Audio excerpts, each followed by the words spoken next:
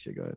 All right, everyone. Welcome back to the podcast. We have, as always, another fun podcast for you here this week with the Ruiz brothers. Myself, Gabe here, also known as the other guy sometimes.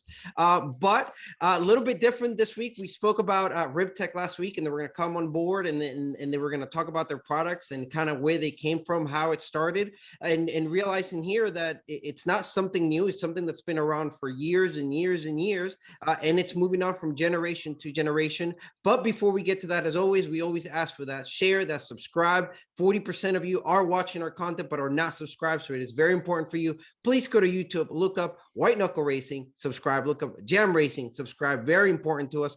But for the show, the family of the hour, the Mott family, we got you guys here. Let's go ahead and we're gonna jump right into Ribtech, and I'm gonna spoil it a little bit. But just like all of us here in karting, we always think, man, what if I make this? What if I have this? We always think about things like that. But Robbie here, I'm going to let you introduce yourself, introduce your daughter. But you guys, you did it, right? That's how you got, you were a karter, a racer, and then you decided to make a product and fix a problem. And what was that problem? Talk to us about that. So, hey guys, my name is Robbie Mott, owner of Ribtech Inc. This is my awesome daughter, Sally Mott, who is now a fellow kart racer, which is awesome. And it's not because I've drug her into it. I actually got her started at the age of 8, 9, and she didn't really want to race. So I was like, that's cool. You can just drive around. And then she kind of lost interest in that. And I told her I wasn't going to force her to race. I'd put her stuff away. If she ever wanted to do it, go ahead and speak up. Well, I don't know, 5 years go by, she turns 15. She goes, Dad, that was actually really cool. You think we could go racing now? And so she's been racing for about 2 years and setting track records and winning races. And, of course, she's the latest Ribtech driver. And, but yeah, so anyway, I've been racing since 1983. My dad got me started in San Diego, California. And really, I didn't even know about racing karts. I was 8, I just wanted a go-kart. And he took me out to a place called Hamul, California, which is East County, San Diego, and showed me kart racing. I said, yeah, let's do that. So fast forward, I guess I was like 18, 19, had won a couple national titles, fully sponsored. My buddies and I like to go out to the Glamis sand dunes in the wintertime, and I ended up trying my buddy's 3-wheeler with a twist throttle. I had no business on it. Yeah. Yeah. Guess what happened? Yeah, it bit me. It threw me off and crushed me. I mean, literally crushed my right 5 ribs. I mean, we're literally disconnected and moving in my body. And I had to figure out how to race 30 days later. And I wasn't going to let my sponsors down, Holy shit. Like shattered ribs, right? And then the track also was El Cajon Speedway. And we literally went from the infield to the bank, hard, twice a lap on that right side, just like somebody's punching. So that's where it all began. I had to figure out how to do that. How am I going to race on 5 shattered ribs in 30 days?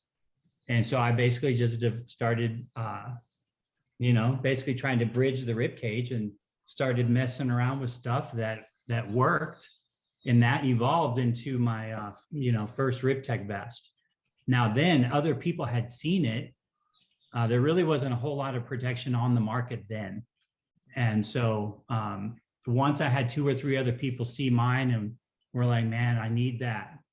I found a manufacturer, came up with the name Ribtech, like protect your ribs. Hired a guy in San Diego to do the logo, and just kind of went from there, and hired some Ribtech girls, and we traveled around. They would go and let guys try the vest on the grid, and that's really how it started, just grassroots marketing, and then started meeting other dealers that wanted to carry the product. Basically, we created a need. Well, we didn't create the need. There was a need for it. And the product really worked well. And so, the consumer ended up going to their dealer asking if they sold it. We started building the distribution channel. And then from there, I started building seats. Basically the same thing. I started getting bigger and the standard seats weren't fitting me. So some I wish I guy, had that problem. well, you want to be bigger? Yeah, I have Yeah. like a kid seat almost in my cart. Yeah. Yeah, well, Those that's not a tiny. bad problem. Yeah. Yeah, so I learned how to shape. Some guys taught me how to do it. And so I went to town in this little room and with Bondo and shaping tools and all that, and literally shaped the first Ribtech seat, which evolved into 14 other sizes. Wow. And Yeah. you know, and then the chest protector, there was a kid, Caleb Maxwell. Can't remember the year, it was quite a ways back, that you guys remember Caleb Maxwell on the West Coast? No, I No. probably wasn't around then in karting. Yeah, it's all How long ago was this? We're not that old into karting. right. I want to say at least 12, 15 years ago. Oh well, no. So they No. chest No, protectors. we're too young. Yeah, chest protectors didn't exist in the market then, right? So as soon as that happened, basically he had blunt force trauma to the chest, and he didn't make it. Wow. Oh shit, that sucks. God. Yeah, it was horrible. And so we had started making prototypes immediately. Mm-hmm. Then got a call from IKF and WKA, and started working with the SFI to do all the testing, and the spec for those chest protectors was made off of my product. Hell yeah, that's awesome. Yeah, I worked with, his name was Roger from SFI, and it was pretty neat because they would send you these videos as well, but they would do the slide testing on all this stuff, you know, on a real karting wheel with the proper angle, and they would take that little dummy and Just right, pound it in. and measure it all, and then they would do the same thing with another new wheel with your protector, boom, and you could see the massive difference in the lack of impact the body took with it versus without. So yeah. So when you start racing, did you there was just were they rib protectors on the market, or just like not a lot of people use them, or what? Because I race with I always say the Perkins, James Perkins, and he's old school as hell, and he says he never runs without a rib protector. So he's an old school guy because that's how he grew up. He's like, we used to have rib protectors back in the day.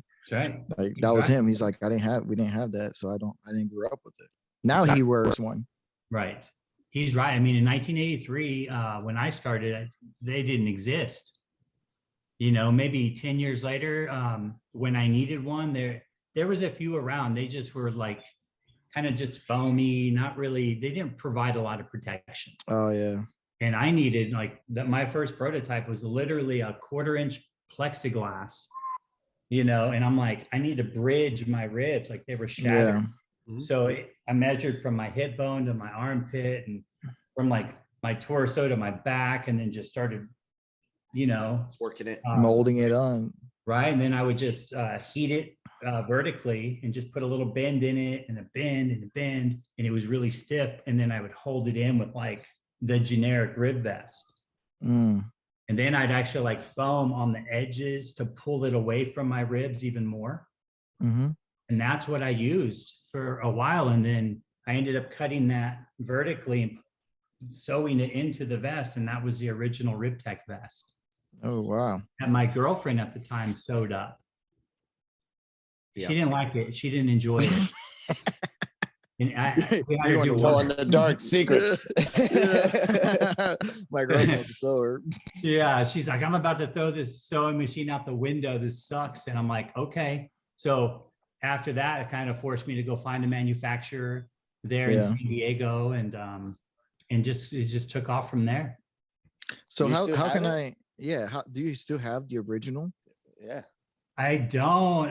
Oh, Jesus Christ. Could have See, been here we hanging that go. one up, man. I know was a that nice should be showpiece. freaking framed, man. That should be That should be framed, put up I at know, the, that's a the framed thing WKA right Hall there. of Fame. Should be there at the WKA Jesus Hall of Fame. Christ. Now, are you gonna get a bid to the WKA Hall of Fame? If anybody there is listening, because it sounds like you changed the whole. Yeah, you aspect trying of to change karting the scene. industry. Yeah, because We when used they to came wear- up with Miguel the wears rib Halo. protectors. Oh yeah, the Halo. Yeah, with the Halo, Halo, wears a like, rip protector. yeah, people are like, you know, get that engineer It's to the actually- Hall of Fame. I mean, you did the same thing, right? So I don't think that you can't quantify this, obviously, but after how many accidents, people wearing your vest and your products, how many people just being able to get up and walk away, right? There's no way to quantify that, but realistically, it started with you. If you think about it, so that's huge. That's great. Yeah. So Miguel wears a rip protector. Gabe wears a rip protector. I don't wear one. I learned my I don't wear one. Yeah, I don't wear one anymore because I got tired of spending money out the ass and then breaking.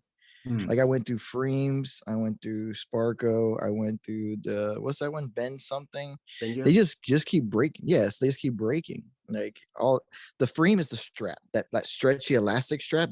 That's something gonna keeps breaking. It's an Italian design, and you're the size of a truck. Okay, Italian people are. It's because I got muscles. I got muscles, my man, in my God. lats, and I have to stretch that thing. And it just goes. Dude, they sent me a new one, right? They said this is what pissed me off the most. They sent me a new one. They're like, "Oh, we'll take care of you." Sent me a new one. First time I put it on, rips right off. I'm like, "You got me." I was like, "This ain't fair." It's such a rubber. I know a guy if you need one though, so just let me know. What's yours made out of? Like, what material do you like to use the most? Well, it's a combination of titanium and gold, but it's kind of proprietary. Okay. I'm joking. All right. So you make it yourself and what do you say? He said he's joking. Oh, you're joking? He's not gonna tell everybody what he makes it out of. Everybody's gonna copy him. That's true. There goes me. I'm like, geez, Jorge. Yeah. So what's all your secrets? I'm here. Send me the PDF file. Yeah. Just send me all the information. It's all right. This would be the last guy I need to send that to. So I have to share something about the Ribtech seats. Okay, we get a little personal here. So I think I was mid-20s. You know, I was living in San Diego, and the guys that helped me, that coached me, that taught me how to first of all shape seats, and then how to do the layup and work carbon fiber and all that. Because I actually manufactured the first like 500 myself. Wow, oh, it was crazy. But back to like. Okay, so I'm in this little room and I'm going, okay, I know this thing's needs to be deeper. It's going to wrap around. I'm going to put a spine relief in it, all these things, right? And I didn't have a machine to do the tooling. It was all hand. You know, it wasn't like I took this bottom of a seat I liked and this top that I liked and spliced them together and then just started working it. Took me probably 4 to 5 months to build the first one because it was all hand too, okay? And so anyway, so hours and hours and hours and hours. And so while I'm in there, okay, and I'll admit I was probably high on fumes, but I'm a thinker, right? And I had this vision. From Cali. Well, yeah, right. I didn't have a respirator the first couple of weeks, and I would just, it was not smart. But anyway, I had a vision, and the vision was, what if, yes, this is going to help people and give them more surface area, less pressure points, going to help the ribs. But what if I could design something to actually help the handling of the cart? And this is what I envisioned.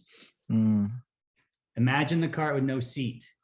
Imagine a leaf spring. You attach it, say, to the left front mounting point of where you'd put the seat, and then say the right rear, right? And you put that leaf spring like that. And then you put another one the other direction. And let's say we're turning left into a corner, what's going to happen? That inside rear is going to lift, right? Therefore, this part of the leaf spring gets closer to that corner, right? And this was the vision, right? Oh, that's going to store energy. And as the cart sets and releases off the corner, it's going to have a little bit of boost with that like leaf spring effect. So I shared this with my guys, right? And one of the dudes was like composite carbon expert, all in the same shop. It was awesome. I go, Robert, you won't believe this vision I just had. Don't laugh at me. But check this out. He goes, oh, that's easy, bro. You just use unidirectional carbon fiber. It's going to act like a leaf spring. So X pattern, if you go to my website, ribtech.com, and you look at the Ribtech X pattern, it explains this. Now, a lot of people think I'm nuts. They think it's crazy, okay? But all these years I've been winning with this seat. And it's about coming out of the corner just a little bit better, running maybe 1-2 less than everyone else and being able to roll, you know? And so anyway, I built the first one, and it's the Ironman event in California at Willow Springs, 3-day event, the kart track, Streets of Willow, and the big Willow track. Joey Hand's there, all the big names on the West Coast, big event. So first time with this seat, okay, I lay up the first one. I got this X pattern in it. It's HPV 100cc. I'll never forget this day, and this is no BS, straight up. I put the seat in. I go out there, and I was a little more hot-headed back in the day, okay? But I go out, I just have to say that. Now, I go out, I warm up, and I'm only like 7 corners in the back straightaway, coming onto the straightaway. I swear I came off so hard that I thought someone hit me. And this is where I was heated. I remember like yesterday, I remember looking back like, who the F hit me? I was ready to go off on someone. Dude, I looked back and there was no one in sight.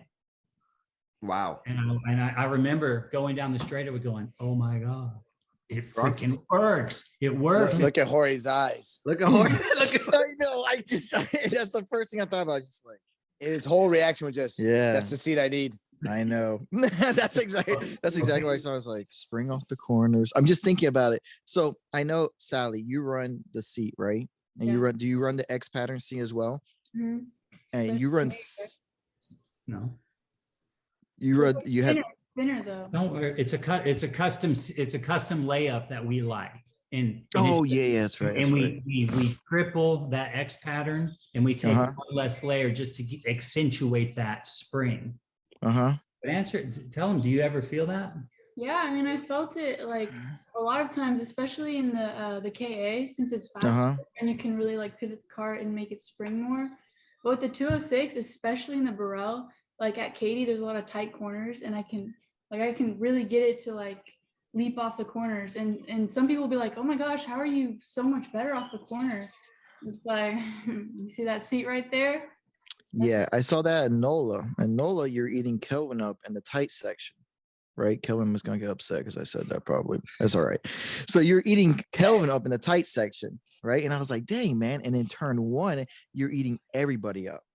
Like for some reason, if you drop 3 to 4 cards back and turn 1, boom, you're back on their back bumper.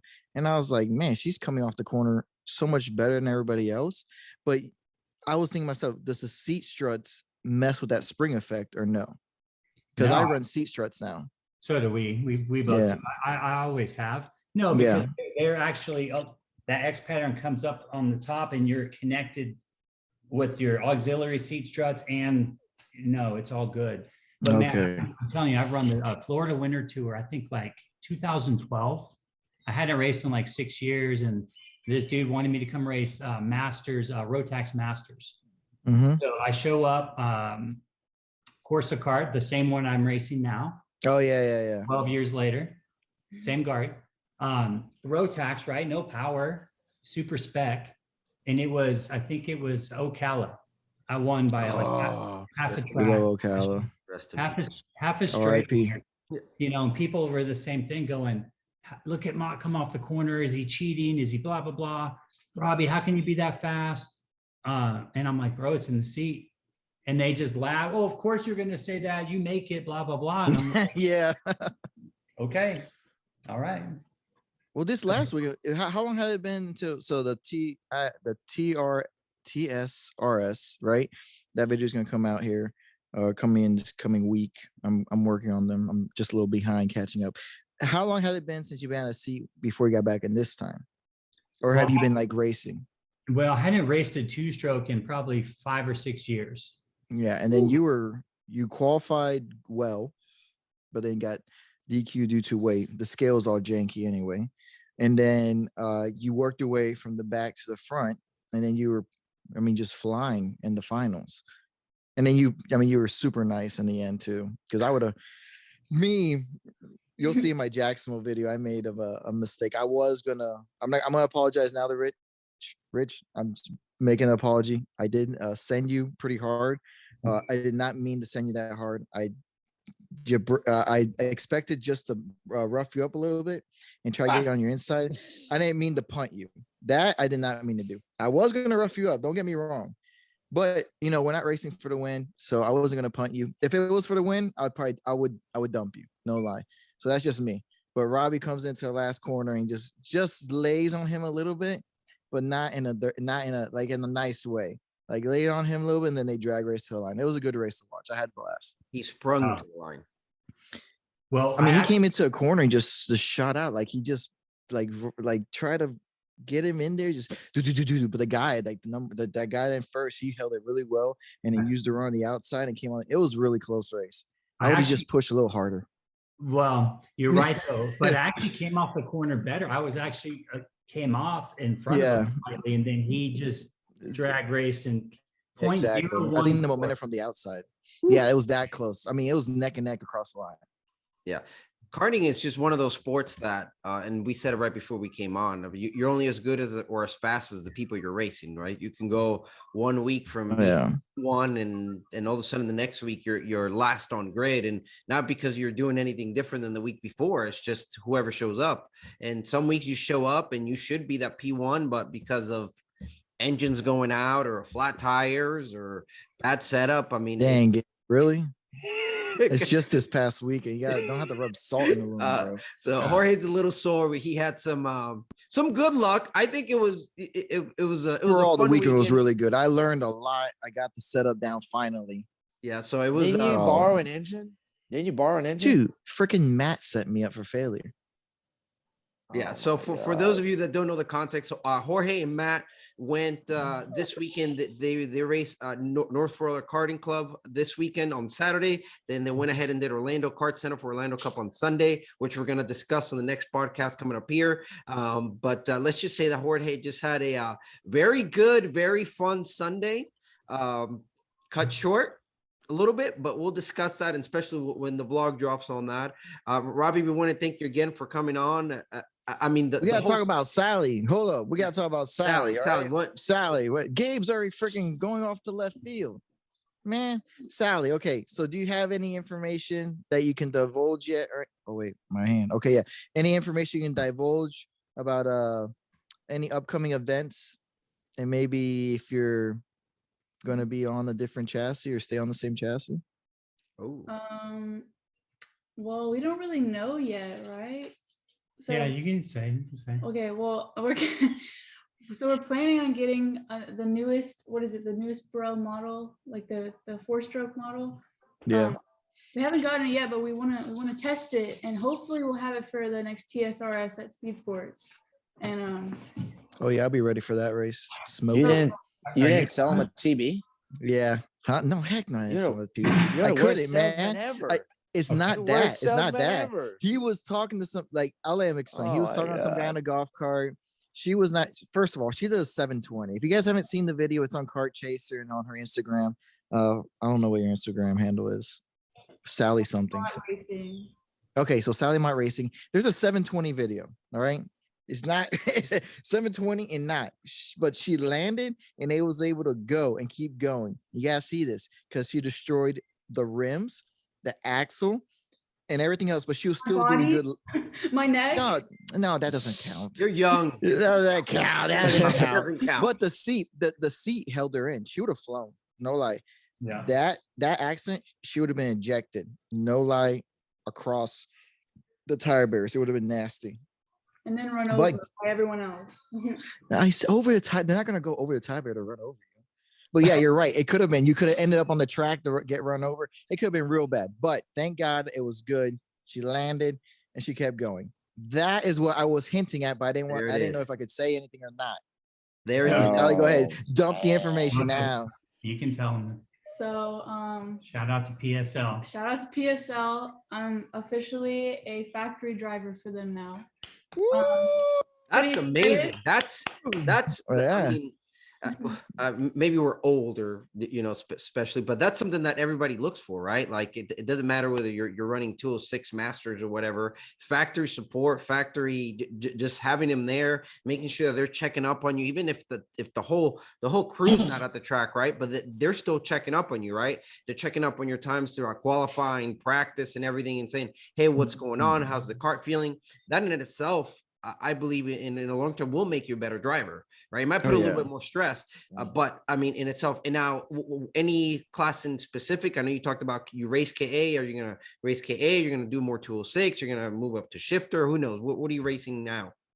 Right now we're focusing on 206. I think the 4-stroke program is really beneficial for what we're trying to do, like get into Miatas and stuff. So I'm sticking with 206 for now. And then, yeah, her next step though is Spec Miata is the next move for her. So we're kind of making some moves and getting her some. We're actually, yeah, so, it might be happening within the next couple weeks, maybe. Are you gonna start building some race seats and start competing against Butler and Kirkley and all them? Yeah, like some high dollar stuff, man. Yeah, that's the next step. So I have a question, Robert. So that seat that you're talking about, is that a seat you're selling? Yeah, I've sold it for 15 years now. So I need to know. Jorge and I are different. Jorge would sell the crap out of that seat because he loves seeing cash in his pocket. Me though, finding something. Yeah, I know for this. Well, to be honest, for this, I just keep as a secret. But as like a racer and stuff, you kind of almost want to like, no, I ain't selling this or telling anybody my idea because that's the thing too. I know. I just thought I'd be thinking if you're coming out of the corners, our first thought, especially in 206, he's got a higher gear. Now you're there changing gear, and I mean, it's such a mind game ordeal. So it'd be hard for me to sell it. Jorge, of course, would sell the crap out of it. I personally, I don't think I would. So when did you draw that? I would sell the other seats. All right, the other seats, not the special seat. Well, okay, so we're all 206 guys, right? And I've raced 206 last year with Sally. So I raced it, but 2-stroke. It's been about 6 years, but last year I did 206 as well. Ribtech, same seat in OTK, and I won, with it. Now, here's the thing, right? It's rev limiters, right? So we only have so much power. So is it obvious that if I can come off the corner slightly better because of something like the seat, and I'm able to run 1-2 less than you, I come off the same, but I'm going to pass you. So I mean, obviously. It was the same thing in Rotax back in the day at Sloan. It was a Rotax National, and I won a lot on the Margay chassis. Nobody else ran it, but for me, it worked well, really well. And I knew with the seat made a big man. A 50 mil axle, just 2 bearings. I didn't run the center one. It was it was a weird setup, but man, I could come off. There was only one tight corner at Sloan. It was a tight hairpin. I could come off there so well. I just kept taking teeth off. And I was running and I'm not bragging, okay? I'm not. But it was just that track. It loved mid-range. And if you could come off that tight corner well, dude, I was running the same times as internationals that year and masters weight. Wow. No shit. That's awesome. Do you think they liked it? They were tripping. Oh, he's got to be cheating and blah, blah, blah. I'm like, hell yeah, I was the first person to say you're cheating. I'd be like, tear that motor down. So Andy at FTK was my engine guy, and everyone knew I didn't mess with my stuff, right? But yeah, they messed with me really bad that year because they didn't like that I was that fast on an American chassis. So long story short, they spiked my fuel and they jacked me all weekend, but I still ended up third with the engine popping and all this craziness. Golly. Wow. Jesus, you guys are that's brutal. Yeah, that's brutal. Karting for you, right? I mean, and for you guys, I mean, moving up to cars now, what is your expectation moving up to car, to Miatas and things like that? For us, now that we've been in karting so long, and 5 years, but that's a whole change, right? You have kids that we saw 5 years ago were 12 years old, 13 years old. Now they're 17, 18-year-old young men and young ladies, and now they're moving up to cars, and we're still racing 206 or moving up to NASCAR or whatever it might be. So it's kind of cool to see that. You know, we got Ruben Jr. Yeah, Junior, Noah. We got Will, like all these kids. All of a sudden, they went from kids. I got a car. Okay, Miguel, you got a dirt car. Okay, and you took it out once for practice. That's not the same thing. Okay, yeah, that's not the same thing. My wallet's at one time. Yeah, I bet you crapped yourself. I better not wreck this thing. $8 a gallon for 100 octane. I'm like, oh, give me 2 gallons, bro. That's why she's racing Miata. It's 87 pump. It's like a 206. Yeah, basically. that's why we're racing 206 now, so it'll help in the future. Are you gonna be racing West Coast, East Coast, Central? So in the Miata deal, Yeah. we're gonna Because we start got a off- couple of friends that are racing the East Coast. we're That'd be gonna kind of start- cool. Well, I'm gonna start her off local. We're gonna do a local club series near Austin. So like 2 hours from us. Oh, nice. It's a club track. You join it like you go any day of the week. It's your seat time, and they do a once a month or twice a month race. And there's like 20, 25 cars. Oh, that's a good class. So for me, and then the next step is the spec Miata proper. And then we'll start traveling probably just to the Texas tracks, do regional. And then when she's ready, we'll go to the national stuff. So we'll Nice. just to retro a little bit. Are you done? So you're gonna do both 206 and cars, but are you gonna make it over to this side of the world at some point and race some karts? Oh yeah. We're gonna finish the season in karts, but we're gonna just start transitioning her into some car stuff. And we want to. I think she's got enough talent, and I think she has what it takes. We all know there's not very many women in racing, and there's fewer that can actually kick ass. Race. Yeah, there's a difference. There's women in racing, but a lot of them suck. Yeah. Oh, That's gonna bite me in the ass. There goes the comment section. But I know the comment section gonna blow up. It's all right. But she can actually race. That's the difference. Like she's a woman and can race. That will be beneficial trying to get sponsored. But if she sucked, it'll be harder to get sponsorship. But since she's good, it'll be a lot easier. So in a perfect world, where do you want to end up? Obviously, Miatas is the next step, then spec Miata. But if once we pass all that, like where would you say? What's the overall goal? What's the end goal? What's your goal? So like in a perfect world, F1 would be, that's the dream, right? Yeah. Or, even NASCAR would be cool. But in a perfect world, F1 for sure. Yeah. Nice. And That's NASCAR cool. right now it's going through Yeah, what team? What's your favorite team? Could be a deal breaker. No, here. hold on. Let's see. What team? What's your favorite team? Let's see if she screws up. Well, I'm kind of rooting. I'm kind of rooting for Red Bull right now because. All right, that's not. You're okay. That's She's not gonna say bad. Mercedes. Thank God. But wait, no, yeah. What's your real team then? My real team? Yeah, she's like, I'm rooting for Red Bull right now, only because they're winning. Well, no, because I like what they did last year. Like they finally showed up Mercedes, and that was like pretty awesome. They were the underdog, and so Yeah. yeah. Hey, but Ferrari's doing good this year. Ferrari's Thank good. God. And you're on a God. red cart. How can you not pick Ferrari? You're on a red cart, red suit. You're wearing red today. True. This is Wow. true. You really. I'm rooting for them too. They're doing really good. Anybody but Mercedes is what it sounds Yeah, like. exactly. That's what we're a saying. good answer. too. That's the perfect answer. So good we like- answer. Good answer. Yeah. Everybody but Mercedes. Yeah. So you guys gonna finish out the TSRS series, right? That's the goal. Yeah. And then we are currently seeking sponsorship for the car program. How can they contact you then? What's that? Like for the sponsorship portion, how can they contact you? Well, actually, I'm building my website right now, and it's Okay. up. So it's sallymontracing.com. That'll be in the link below Um, or description below. You know what I mean. you can check out my Instagram, my email, sallymonramata@gmail.com. Just get in touch any way you can. It'd be good. Or through ribtech.com. Either way. Ribtech.com. Yep. Yeah, we'll put all the links in the description below. When I mean we, Gabe will. Nice. Definitely get that. Gabe gets volunteered for everything. He's the one doing he's the one uploading. It's like you got. I will also for the TSRS.